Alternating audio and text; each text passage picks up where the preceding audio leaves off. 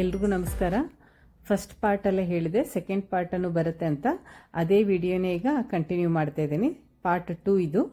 ನಾನು ಇವತ್ತು ಯಾವ್ಯಾವ ಬೀಚ್ಗೆ ಹೋಗ್ತೀನಿ, ಏನೇನು ಮಾಡ್ತೀವಿ, ಆಮೇಲೆ ಸ್ವಲ್ಪ ಹೋಗಬೇಕಾದ್ರೆ ನಮಗೆ ಏನೇನು ಪ್ರಿಪ್ರೇಷನ್ ಮಾಡ್ಕೋಬೇಕಂತಲೂ ಹೇಳ್ತೀನಿ. ನಾವೀಗ ಪೋರ್ಟ್ ಬ್ಲೇರಿಂದ ಹ್ಯಾವ್ಲಾಕಿಗೆ ಹೋಗ್ತಾ ಇದ್ದೀವಿ. ಇಲ್ಲಿಂದ ಇಲ್ಲಿಗೆ ಬಂದರೆ ಇಷ್ಟೇ ಐಲ್ಯಾಂಡು, ತುಂಬ ಚಿಕ್ಕದ ಐಲ್ಯಾಂಡು. ಅಲ್ಲಿ ಹೋಗಬೇಕಾದ್ರೆ ನಮಗೆ 1.5-2 ಗಂಟೆ ಟೈಮ್ ಆಗುತ್ತೆ.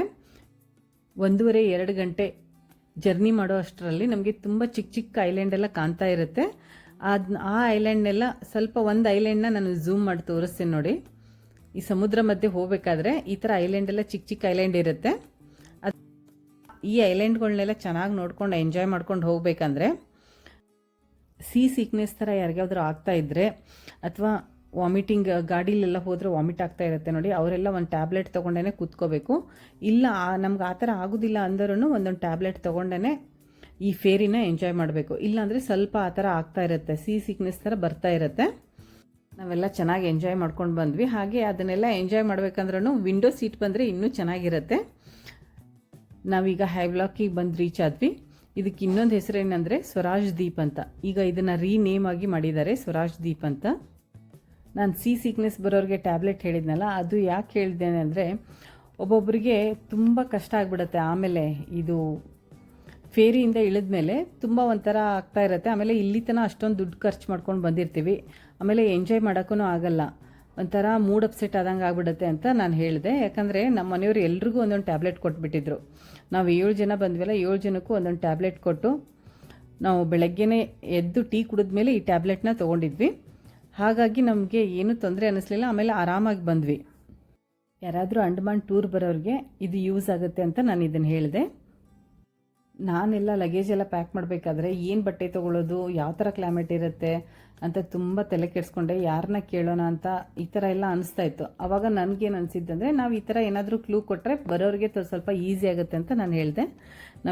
ನಾವೆಲ್ಲ ಲಗೇಜ್ ತೊಗೊಂಡು ಆಚೆ ಬಂದಮೇಲೆ ಈ ನೀರು ನೋಡಿ ಎಷ್ಟು ಖುಷಿ ಆಯಿತು ಅಂದರೆ, ಎಷ್ಟು ಕ್ಲಿಯರ್ ಆಗಿದೆ ನೋಡಿ. ವೈಟ್ ಸ್ಯಾಂಡು, ವೈಟ್ ವಾಟರು, ಪೂರ್ತಿ ಫಿಲ್ಟ್ರ್ ಮಾಡಿ ಇಟ್ಟಿದ್ದಾರೇನೋ ನೀರು ಅನ್ನೋ ಥರ ಇದೆ. ಅಷ್ಟು ಚೆನ್ನಾಗಿದೆ ನೀರು. ಇದೆಲ್ಲ ನೋಡ್ಕೊಂಡು ಆಚೆ ಬಂದಮೇಲೆ ನೋಡಿ, ನಾನು ಮೊದಲೇ ಹೇಳಿದೆ ಆರೆಂಜ್ ಕಲರ್ ಶರ್ಟ್ ಇರೋರು ನಮಗೆ ಗೈಡ್ ಮಾಡ್ತಾರೆ ಅಂತ.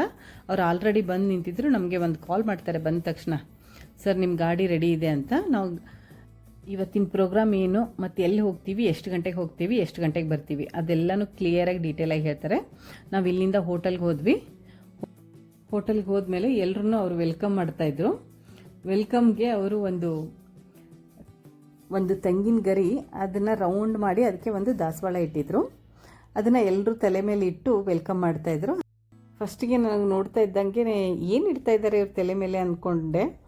ಆದರೆ ಹತ್ತಿರ ಹೋದ್ಮೇಲೆ ಗೊತ್ತಾಯಿತು ಇದು ತೆಂಗಿನ ಮರದ್ದು ಗರಿ ಅಂತ. ಅದರಲ್ಲೇ ನೋಡಿ ಎಷ್ಟು ಚೆನ್ನಾಗಿ ಕ್ರಿಯೇಟಿವ್ ಮಾಡಿ ಅದನ್ನು ಎಷ್ಟು ಯೂಸ್ ಮಾಡ್ಕೊಂಡಿದ್ದಾರೆ. ಹಾಗೆ ಎಲ್ರಿಗೂ ಬಂದ ತಕ್ಷಣವೇ ಜ್ಯೂಸ್ ಕೊಟ್ಟು ರೂಮ್ ಎಲ್ಲ ಕ್ಲೀನಿಂಗ್ ಆಗ್ತಾಯಿದೆ, ಒಂದು ಅರ್ಧ ಗಂಟೆ ವೇಟ್ ಮಾಡಿ ಅಂತ ಹೇಳಿದರು. ಹಾಗಾಗಿ ನಾವು ಅಲ್ಲೇ ಕೂತ್ಕೊಂಡ್ವಿ. ನಾನು ಜ್ಯೂಸ್ ಕುಡಿದಾದ್ಮೇಲೆ ಸ್ವಲ್ಪ ಹೇಗಿದೆ ನೋಡೋಣ ಹೋಟ್ಲು ಅಂತ ಹೊರಗೆ ಬಂದೆ.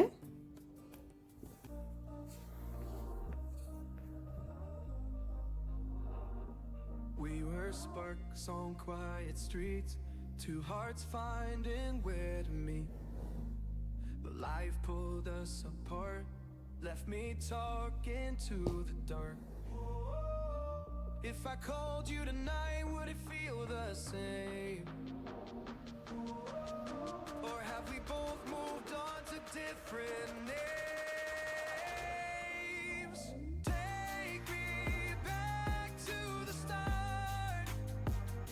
Before the quiet and the scars, when the world fell small and your hands fell warm, take me back to the start, if only for a moment. I've been up since 3, scrolling back where we used to be, half truths in this late night chat, both of us knowing what it like that. Funny how we talk like we're fine.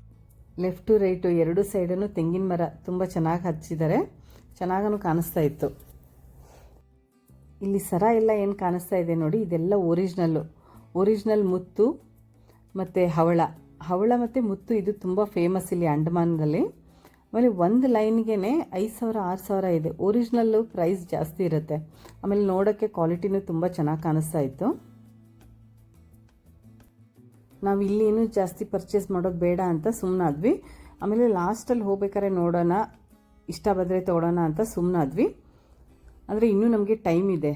ಇನ್ನೂ ಒಂದು 2-3 ಪ್ಲೇಸ್ಗೆಲ್ಲ ಹೋಗ್ತೀವಲ್ಲ, ಅಲ್ಲೇನಾದರೂ ಸಿಕ್ಕರೆ ಚೆನ್ನಾಗಿ ಸಿಕ್ಕರೆ ತೊಗೊಳೋಣ ಅಂತ ಸುಮ್ಮನಾದ್ವಿ. ಈ ಹೋಟ್ಲಲ್ಲಿ ಒಂದು side beach ಇದ್ದರೆ ಇನ್ನೊಂದು ಸೈಡಲ್ಲಿ ಹೋದರೆ ಸ್ವಿಮ್ಮಿಂಗ್ ಪೂಲ್ ಬರುತ್ತೆ. ನಾವು ಸಾಯಂಕಾಲ ಬಂದ ಮೇಲೆ ಬೀಚ್ಗೆ ಹೋಗೋಣ ಅಂತ ಅಂದ್ಕೊಂಡಿದ್ವಿ. ಆದರೆ ನಮಗೆ ಗೈಡ್ ಅವ್ರು ಹೇಳಿರೋದು ನಾವು ಇವತ್ತು ಬೀಚ್ಗೆ ಕರ್ಕೊಂಡು ಹೋಗ್ತೀವಿ. ಏಷ್ಯಾಸ್ 7th ಬೀಚ್ ಅಂತ ಇದು. ತುಂಬ ಚೆನ್ನಾಗಿದೆ ಬೀಚು. ಎಲ್ಲರೂ ಫುಲ್ ಟಯರ್ಡ್ ಆಗಿದ್ವಿ. ಫೇರಿನಲ್ಲಿ ಬಂದು ಸ್ವಲ್ಪ ಯಾವಾಗ ರೂಮ್ ಕೊಡ್ತಾರೆ ಅಂತ ಅನ್ಕೋತಾ ಇದ್ವಿ. ರೂಮ್ ಸಿಕ್ತು. ರೂಮ್ಗೆ ಬಂದಮೇಲೆ ಒಂದು ಅರ್ಧ ಗಂಟೆ ರೆಸ್ಟ್ ಮಾಡಿದ್ವಿ.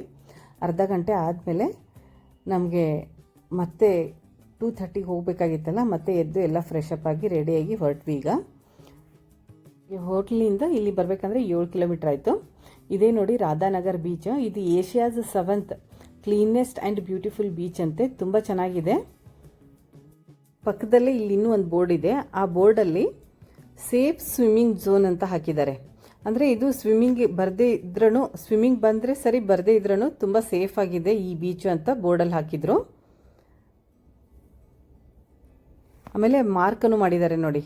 ಒಂದು ಮಾರ್ಕ್ ಮಾಡಿದಾರಲ್ಲ, ಆ ಮಾರ್ಕ್ವರೆಗೂ ತುಂಬ ಸೇಫ್ ಆಗಿದೆ ಅಂತ.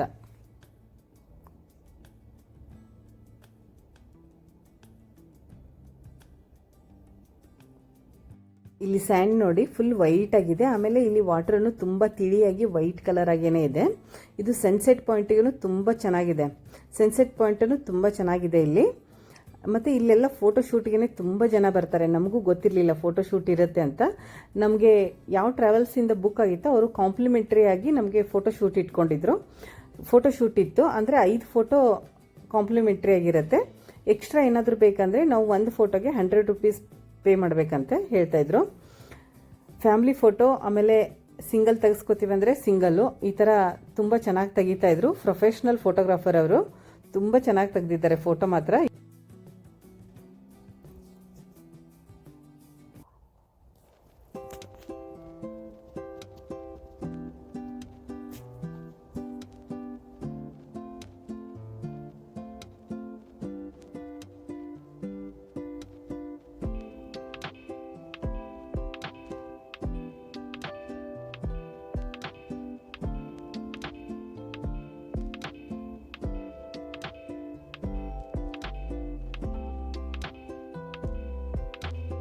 ಫೋಟೋಶೂಟ್ ಎಲ್ಲ ಆಯಿತು. ಫೋಟೋಶೂಟ್ ಆದಮೇಲೆ ಸ್ವಲ್ಪ ಎಲ್ಲ ಬೀಚಲ್ಲಿ ಎಂಜಾಯ್ ಮಾಡೋಣ ಅಂತ ಎಲ್ಲರೂ ಬೀಚ್ಗೆ ಇಳಿಯೋಣ ಅಂತ ರೆಡಿ ಆದ್ವಿ. ಬೀಚ್ ತುಂಬ ಸೇಫ್ ಆಗಿದೆ. ಎಷ್ಟು ಒಳಗಡೆ ಹೋಗಿದ್ದಾರೆ ನೋಡಿ. ಅಷ್ಟು ಹೋದ್ರೂ ಏನೂ ತೊಂದರೆ ಇಲ್ಲ. ಅಂದರೆ ಕಾಲು ಎಳೆಯುತ್ತೆ, ಅಂದರೆ ನೀರು ಬಂದು ಎಳ್ಕೊಂಡು ಹೋಗುತ್ತೆ, ಆ ಥರ ಏನೂ ಆಗಲ್ಲ. ಸ್ವಿಮ್ಮಿಂಗ್ ಬರದೇ ಇದ್ದರೂ ಆರಾಮಾಗಿ ಈ ಬೀಚಲ್ಲಿ ಎಂಜಾಯ್ ಮಾಡ್ಬೋದು. ಆಮೇಲೆ ಮಕ್ಕಳಿಗೆಲ್ಲನೂ ತುಂಬ ಚೆನ್ನಾಗಿರುತ್ತೆ ಈ ಬೀಚು. ಬೀಚಲ್ಲಿ ಇಳಿತೀವಿ ಅಂತ ಅಂದ್ಕೊಂಡಿರಲಿಲ್ಲ, ಆದರೆ ನೀರು ನೋಡಿಬಿಟ್ಟು ಬೀಚಲ್ಲಿ ಎಂಜಾಯ್ ಮಾಡೋಣ ಅಂತ ಬೀಚ್ಗೆ ಹೋಗಿದ್ದು. ಇಲ್ಲಾಂದರೆ ನಮಗೆ ಬೀಚಲ್ಲಿ ಇಳಿಬೇಕು ಅನ್ನೋ ಮೂಡೇ ಇರಲಿಲ್ಲ. ಇಲ್ಲಾಂದರೆ ಬಟ್ಟೆ ಎಲ್ಲ ಚೇಂಜ್ ಮಾಡ್ಕೊಂಬರ್ತಾ ಇದ್ವಿ. ಆದರೆ ಈ ನೀರು ನೋಡಿ ತುಂಬ ಚೆನ್ನಾಗಿದೆ ಅಂತ ಎಲ್ಲರೂ ಬೀಚಲ್ಲಿ ಎಂಜಾಯ್ ಮಾಡಿದ್ವಿ. ಈ ಬೀಚಲ್ಲಿ ನೀರು ತುಂಬ ಸಾಫ್ಟಾಗಿತ್ತು. ಅಂದರೆ ಉಪ್ಪು ನೀರೇ, ಆದರೆ ತುಂಬ ರಫ್ ಅನ್ನಿಸ್ಲಿಲ್ಲ. ಯಾಕಂದರೆ ಬೇರೆ ಬೀಚಲ್ಲೆಲ್ಲ ಹೋದಾಗ ಸ್ವಲ್ಪ ರ್ಯಾಷಸ್ ಥರ ಆಗೋದು. ಇಲ್ಲಿ ಈ ಬೀಚಲ್ಲಿ ಆ ಥರ ಏನೂ ಅನ್ನಿಸ್ಲಿಲ್ಲ. ತುಂಬ ಚೆನ್ನಾಗಿತ್ತು ನೀರೆಲ್ಲ.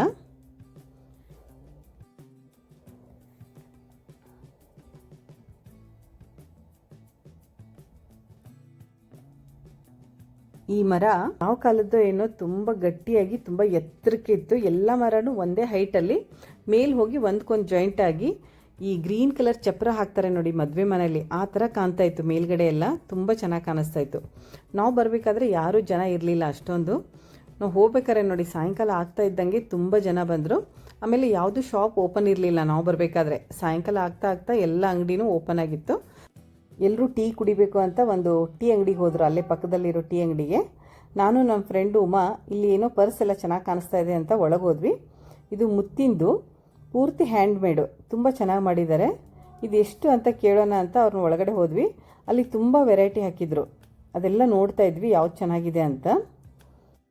ಎಷ್ಟದು? How much? 850. ಗೊತ್ತಾಯ್ತಲ್ಲ ರೇಟು 850 ಅಂತ ಹೇಳಿದರು. ನಮಗೆ ಯಾಕೋ ಅದು ಸ್ವಲ್ಪ ಕಾಸ್ಟ್ಲಿನೇ ಅನ್ನಿಸ್ತು. ಅದಲ್ಲದೆ ನಮಗೆ ಈ ಹೋಟ್ಲಲ್ಲಿ ಸ್ವಲ್ಪ ನಮ್ಮ ಕಡೆಯವರೆಲ್ಲ ಸಿಕ್ಕಿರ್ತಾರೆ ನೋಡಿ, ಬೆಂಗಳೂರವರು, ಉತ್ತರ ಕರ್ನಾಟಕದವರೆಲ್ಲ ಸಿಕ್ಕಿರ್ತಾರೆ. ನಾವು ಅವ್ರ ಜೊತೆ ಮಾತಾಡ್ತಾ ಅವರೆಲ್ಲ ಹೇಳಿದರು, ನಮಗೆ ರಾಧಾನಗರಕ್ಕೆಲ್ಲ ನಾವು ಹೋಗಿ ಬಂದಿದ್ದೀವಿ, ಅಲ್ಲೆಲ್ಲ ಹೋಗಿ ಬಂದಿದ್ವಿ, ಅಲ್ಲಿದ್ದ ನಾವು ಕೇಳ್ತಾ ಇದ್ವಿ ಅಲ್ಲಿ ಯಾವ ಥರ ಇದೆ, ಆಮೇಲೆ ಅಲ್ಲಿ ಏನಾದರೂ ತೊಗೊಂಡ್ರ, ಶಾಪಿಂಗ್ ಏನಾದರೂ ಮಾಡಿದ್ರಾ ಅಂತ ಕೇಳಬೇಕಾದ್ರೆ ಅವರೆಲ್ಲ ಹೇಳ್ತಾಯಿದ್ರು, ನೀವು ಅಲ್ಲೆಲ್ಲ ರಾಧಾನಗರಲ್ಲೆಲ್ಲ ಶಾಪಿಂಗ್ ಮಾಡಬೇಡಿ, ಸ್ವಲ್ಪ ಅಲ್ಲೆಲ್ಲ ಕಾಸ್ಟ್ಲಿ ಅನಿಸುತ್ತೆ, ನೀವು ನೆಕ್ಸ್ಟ್ ಐಲ್ಯಾಂಡು ನೇಲ್ಗೆ ಹೋಗ್ತೀರಲ್ಲ, ನೇಲಲ್ಲೆಲ್ಲ ತುಂಬ ಚೆನ್ನಾಗಿ ಸಿಗುತ್ತೆ, ಅಲ್ಲಿ ಸ್ವಲ್ಪ ಕಡಿಮೆನೂ ಅನಿಸ್ತು ನಮಗೆ ಅಂತ ಹೇಳಿದರು. ಅದಕ್ಕೆ ನಾವು ಇಲ್ಲಿ ಏನೂ ತೊಗೊಳ್ಳೇ ಇಲ್ಲ. ನೆಕ್ಸ್ಟ್ ನಮಗೆ 2 days ಆದಮೇಲೆ ನೇಲ್ ಐಲ್ಯಾಂಡ್ಗೆ ನಮ್ಮದು ವಿಸಿಟ್ ಇದೆ, ಆವಾಗ ಅಲ್ಲಿ ನೋಡೋಣ ಅಂತ ಸುಮ್ಮನಾದ್ವಿ. ನಾನು ಅವ್ರಿಗೆ ಕೇಳ್ತಾ ಇದ್ದೆ, ನಮ್ಮ ಆಡು ಭಾಷೆ ಕನ್ನಡ ಅಲ್ವಾ, ಕನ್ನಡದಲ್ಲಿ ಕೇಳಿದೆ ಎಷ್ಟಿದು ಅಂತ, ಅವ್ರಿಗೆ ಗೊತ್ತೇ ಆಗಲಿಲ್ಲ. ಆಮೇಲೆ ಇಂಗ್ಲೀಷಲ್ಲಿ ಕೇಳಿದ್ದಕ್ಕೆ ಹೇಳಿದರು 850 ಅಂತ. ಆದರೆ ಇಲ್ಲಿ ಎಲ್ಲ ಭಾಷೆನೂ ಮಾತಾಡ್ತಾರೆ, ಆದರೆ ಕನ್ನಡ ಮಾತ್ರ ಬರಲ್ಲ. ನಾವು ಇಲ್ಲಿ ಯಾವುದೂ ಏನು ಶಾಪಿಂಗ್ ಮಾಡಲಿಲ್ಲ, ಯಾಕಂದರೆ ನಮಗೆ ಗೈಡ್ ಅವರನ್ನು ಹೇಳಿದ್ದಾರೆ, ನಮ್ದು ಇನ್ನೂ ಒಂದು 2-3 ದಿನ ಟೂರ್ ಇದೆಯಲ್ಲ, ಲಾಸ್ಟಲ್ಲಿ ನಮಗೆ ಶಾಪಿಂಗಿಗೆ ಅಂತಲೇ ಸ್ವಲ್ಪ ಟೈಮ್ ಕೊಡ್ತಾರಂತೆ. ಅಂದರೆ ಶಾಪಿಂಗ್ ಎಲ್ಲಿ ಮಾಡಬೇಕು ಅಂತ ಅವರೇ ಒಂದು ಪ್ಲೇಸಿಗೆ ಕರ್ಕೊಂಡು ಹೋಗ್ತೀವಿ, ಅಲ್ಲೆಲ್ಲ ಚೆನ್ನಾಗಿ ಸಿಗುತ್ತೆ ಅಂತ ಹೇಳಿದರು. ಹಂಗಾಗಿ ನೋಡೋಣ, ಸ್ವಲ್ಪ ಇಲ್ಲೇನಾದರೂ ಚೆನ್ನಾಗಿ ಸಿಕ್ಕರೆ ತೊಗೊಳ್ಳೋಣ, ಇಲ್ಲಾಂದರೆ ಲಾಸ್ಟ್ ಡೇ ಅಂತೂ ಇದ್ದೇ ಇರುತ್ತೆ ಅಂತ ಸುಮ್ಮನಾದ್ವಿ. ಈಗ ನೆಕ್ಸ್ಟ್ ಡೇ ಮಾರ್ನಿಂಗು ಇದು ಬ್ರೇಕ್ಫಾಸ್ಟಿಗೆ ಬಂದ್ವಿ. ಬ್ರೇಕ್ಫಾಸ್ಟ್ ಮಾಡಿಕೊಂಡು ನಮಗೆ 9:45ಗೆ ಮತ್ತೆ ಆಚೆ ಹೋಗಬೇಕಾಗಿತ್ತು, ಅಂದರೆ ಎಲಿಫೆಂಟ್ ಬೀಚ್ಗೆ ಹೋಗೋಣ ಅಂತ. ಅಲ್ಲಿ ಇಡೀ ದಿನ ಫುಲ್ ಇವತ್ತು ವಾಟರ್ ಆ್ಯಕ್ಟಿವಿಟೀಸೇನೆ, ಅದು ಬಿಟ್ಟರೆ ಇನ್ನೇನೂ ಇರಲ್ಲ. ಆಮೇಲೆ ತುಂಬ ಚೆನ್ನಾಗಿರುತ್ತಂತೆ, ಅಲ್ಲಿ ತುಂಬ ಕ್ಲಿಯರಾಗಿರುತ್ತೆ ನೀರು, ಸ್ಕೂಬಾ ಡೈವ್ ಎಲ್ಲ ಚೆನ್ನಾಗಿರುತ್ತೆ. ಬ್ರೇಕ್ಫಾಸ್ಟ್ಗೆ ಇಡ್ಲಿ, ದೋಸೆ, ವಡೆ ಮತ್ತು ಅವಲಕ್ಕಿನೂ ಮಾಡಿದರು. ಅಂದರೆ ಯಾರಿಗೆ ಏನು ಬೇಕೋ ಅಂತ ಇದು ಕಾಂಪ್ಲಿಮೆಂಟ್ರಿ ಬ್ರೇಕ್ಫಾಸ್ಟು, ತುಂಬ ಚೆನ್ನಾಗಿತ್ತು. ನಾನು ಸ್ವಲ್ಪ ಎಲ್ಲ ಟೇಸ್ಟ್ ಮಾಡೋಣ ಅಂತ ಏನೋ ಮಸಾಲೆ ಪೂರಿನೂ ಮಾಡಿದರು, ತುಂಬ ಚೆನ್ನಾಗಿತ್ತು. ಪೂರಿಗೇ ಸ್ವಲ್ಪ ಎಲ್ಲ ಖಾರ, ಉಪ್ಪು, ಮಸಾಲೆ ಎಲ್ಲ ಹಾಕಿ ಮಾಡಿದರು, ಚೆನ್ನಾಗಿತ್ತು.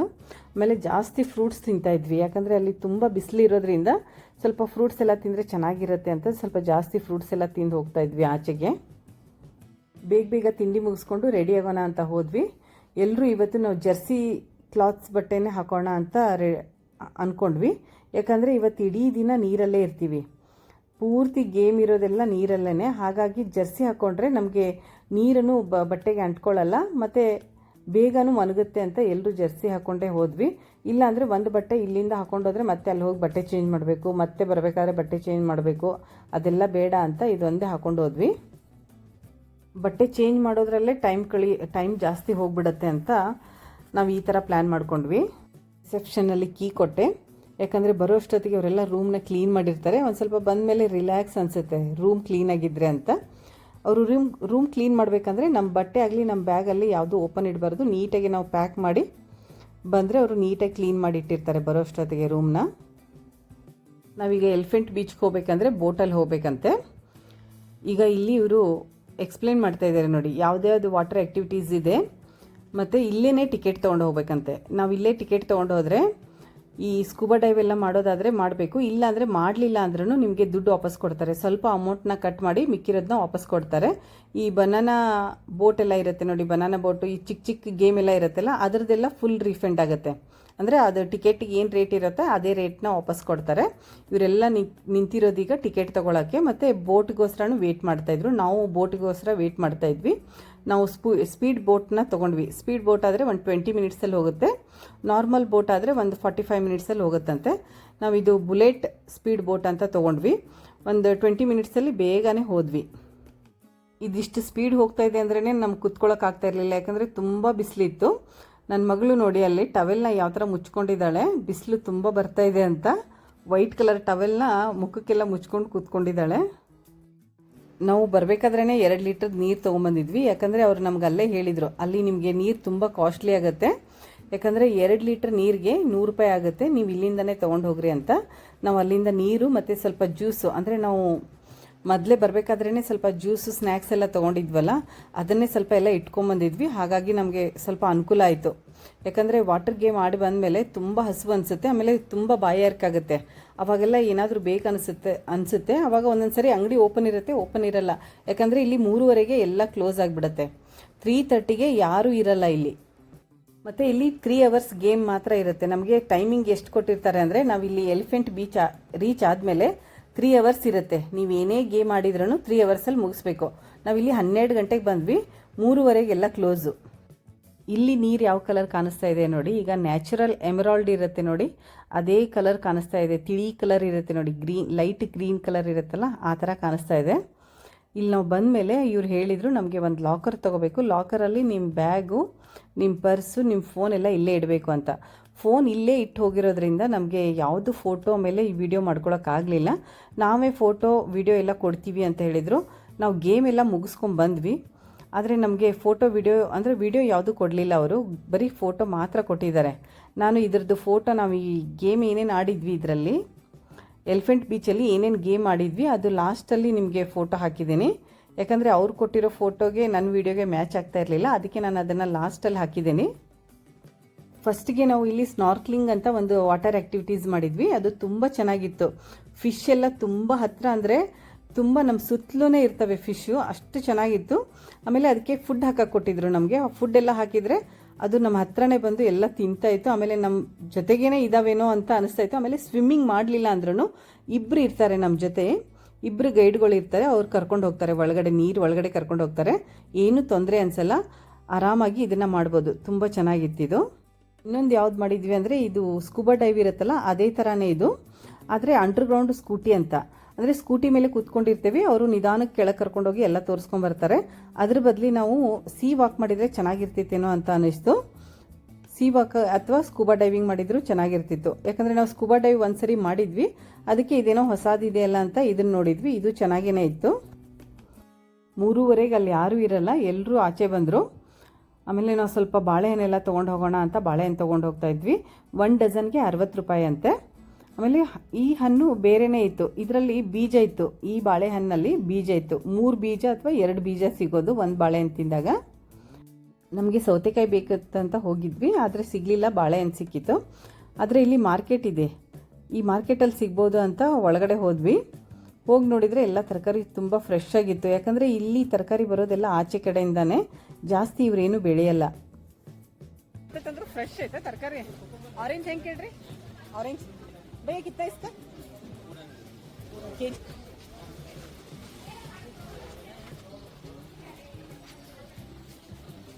ಸೌತಿಗೆ ಮೋಸ್ಟ್ಲಿ ಇಲ್ಲ.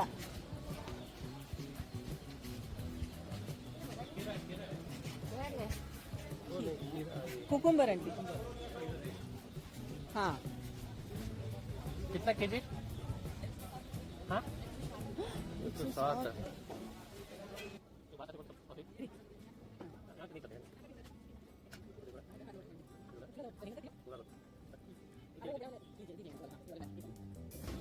हो गया? बैग नहीं ऐसा ही दीजिए. बैग का रेट है, बैग का प्राइस नहीं है ना? नहीं ऐसे ही दे दीजिए, ऐसे ही दीजिए, नहीं तो बैग में डालिए चलेगा. पकड़ के जाते नहीं, गाड़ी में है. हाँ हाँ अच्छा दीजिए. 100 ರೂಪಾಯಿ ತೊಗೊಂಡಿಲ್ಲ, ಅದಕ್ಕೆ ಫ್ರೀ ಅಂತ. ಲೆಮನ್ ಕಿತ್ನಾ ಮೇಡಮ್?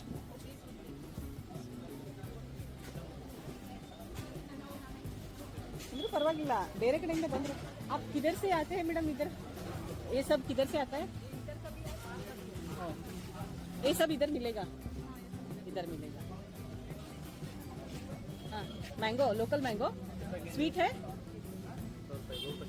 स्वीट है. हाफ केजी कट करके. टेस्ट क्या है? ये पका हुआ है, पका हुआ है.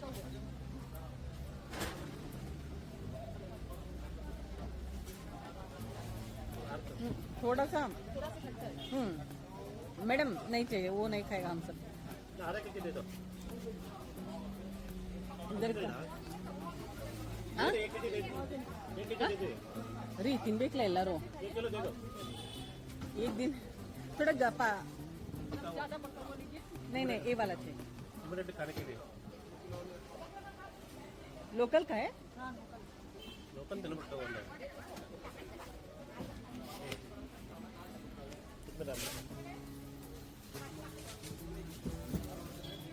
ऑनियन की कितना इसका? ಒಬ್ಬರೇ ಒಬ್ಬರು ಸೌತೆಕಾಯಿ ಇಟ್ಕೊಂಡಿದ್ರು. 160 ರೂಪಾಯಿ ಕೆಜಿ ಸೌತೆಕಾಯಿ. ಆಮೇಲೆ ಮಾವಿನ ಹಣ್ಣು ಸೇಮ್ ರೇಟು 100 ರುಪೀಸು. ಈರುಳ್ಳಿ 60 ರೂಪಾಯಿ kg. ಇಲ್ಲಿ ಒಬ್ಬರು ಸೌತೆಕಾಯಿ ಮಾರ್ತಾಯಿದ್ರು. ನಾವೀಗ ಹೋಟೆಲಿಗೆ ಬಂದ್ವಿ. ಬಂದಾದಮೇಲೆ ಸ್ವಲ್ಪ ರೂಮ್ ಕೀ ಇಸ್ಕೊಂಡು ರೂಮ್ಗೆ ಹೋಗಿ ಫಸ್ಟು ಫ್ರೆಶ್ ಅಪ್ ಆಗೋಣ ಅಂತ ಕೀ ಇಸ್ಕೊಳಕ್ಕೆ ಬಂದೆ. ಅಲ್ಲಿಂದ ಬರೋ ಅಷ್ಟೊತ್ತಿಗೆ ರೂಮ್ ಎಲ್ಲ ಕ್ಲೀನ್ ಮಾಡಿರ್ತಾರೆ. ಯಾಕಂದರೆ ಆಚೆ ಕಡೆಯಿಂದ ಒಳಗಡೆ ಬಂದಾಗ ಸ್ವಲ್ಪ ಎಲ್ಲ ಕ್ಲೀನಾಗಿದ್ದರೆ ಸ್ವಲ್ಪ ಫ್ರೆಶ್ ಆಗ್ತೀವಿ, ಇಲ್ಲಾಂದರೆ ಇನ್ನೂ ಮೂಡ್ ಅಪ್ಸೆಟ್ ಆಗುತ್ತೆ ಅಂತ. ಇದು ನೆಕ್ಸ್ಟ್ ಡೇ ಮಾರ್ನಿಂಗು. ಎಷ್ಟು ಗಂಟೆ ಆಗಿರ್ಬೋದು ಹಂಗೆ ಅಂದಾಜು ಮಾಡ್ತಾಯಿರಿ, ಹಂಗೆ ಗೆಸ್ ಮಾಡ್ತಾಯಿರಿ. ನಾನು ಟೈಮಿಂಗ್ ತೋರಿಸ್ತೀನಿ ಎಷ್ಟು ಗಂಟೆ ಆಗಿರುತ್ತೆ ಅಂತ. ಹಂಗೆ ನೀವು ಗೆಸ್ ಮಾಡ್ಕೊಳ್ಳಿ ಎಷ್ಟಾಗಿರ್ಬೋದು ಅಂತ. 4:32 ಬೆಳಗಿನ 4:15 ಇದು. ಎಷ್ಟು ಬೆಳಕಾಗಿದೆ ನೋಡಿ. 8 ಗಂಟೆ ಆಗಿದೆಯೇನೋ ಅನ್ನೋ ಥರ ಇದೆ. ಇಲ್ಲಿ ಬೇಗ ಕತ್ಲೆ ಆಗುತ್ತೆ, ಬೇಗ ಬೆಳಕಾಗತ್ತೆ. ಆದರೆ ನಾವು ಮಲಗೋದು ಮಾತ್ರ ಲೇಟಾಗಿ ಮಲಗ್ತೀವಿ. ಆದರೆ ಎದ್ದೇಳೋದು ಮಾತ್ರ ಬೇಗ ಎಳ್ಳಲೇಬೇಕು, ಯಾಕಂದರೆ ಬೆಳಕಾಗಿರುತ್ತೆ, ನಿದ್ದೆನೇ ಬರಲ್ಲ. ನಾವು ನೆಕ್ಸ್ಟ್ ಡೇ ಬ್ರೇಕ್ಫಾಸ್ಟ್ ಮುಗಿಸಿ 9:45ಗೆಲ್ಲ ನಮಗೆ ನೀಲ್ ಐಲ್ಯಾಂಡಿಗೆ ಹೋಗೋದಿತ್ತು. ನೀಲ್ ಐಲ್ಯಾಂಡು ನೆಕ್ಸ್ಟ್ ವಿಡಿಯೋ ನಂದು ನೀಲ್ ಐಲ್ಯಾಂಡದ್ದು ಬರುತ್ತೆ. ನೀಲ್ ಐಲ್ಯಾಂಡು ತುಂಬ ಚೆನ್ನಾಗಿದೆ, ಅದಂತೂ ಮಿಸ್ ಮಾಡಲೇಬೇಡಿ. ಆ ವಿಡಿಯೋನು ನಾನು ಅಪ್ಲೋಡ್ ಮಾಡ್ತೀನಿ, ವೇಟ್ ಮಾಡಿ. ಈಗ ನಾನು ಲಾಸ್ಟಲ್ಲಿ ನಿಮಗೆ ವಾಟರ್ ಆ್ಯಕ್ಟಿವಿಟೀಸ್ದು ಫೋಟೋಗಳೆಲ್ಲ ಹಾಕ್ತೀನಿ ಅಂತ ಹೇಳಿದ್ದೆ. ವಾಟರ್ ಆ್ಯಕ್ಟಿವಿಟೀಸ್ದು ಫೋಟೋ ಮಾತ್ರ ಇದೆ, ಫೋಟೋ ಹಾಕ್ತಾಯಿದ್ದೀನಿ. ವೀಡಿಯೋಸನ್ನು ಸಿಕ್ಕರೆ ವೀಡಿಯೋಸನ್ನು ಹಾಕ್ತೀನಿ. ಆ್ಯಕ್ಚುಲಿ ಅವರು ವೀಡಿಯೋಸ್ನ ಕೊಡ್ತೀವಿ ಅಂತ ಹೇಳಿದರು, ವೀಡಿಯೋಸ್ ಕೊಟ್ಟಿಲ್ಲ, ಬರೀ ಫೋಟೋಸ್ ಮಾತ್ರ ಸಿಕ್ಕಿದೆ. ಫೋಟೋಸ್ ಹಾಕ್ತಾಯಿದ್ದೀನಿ. ಇದು ಸ್ನಾರ್ಕ್ಲಿಂಗ್ ಅಂತ.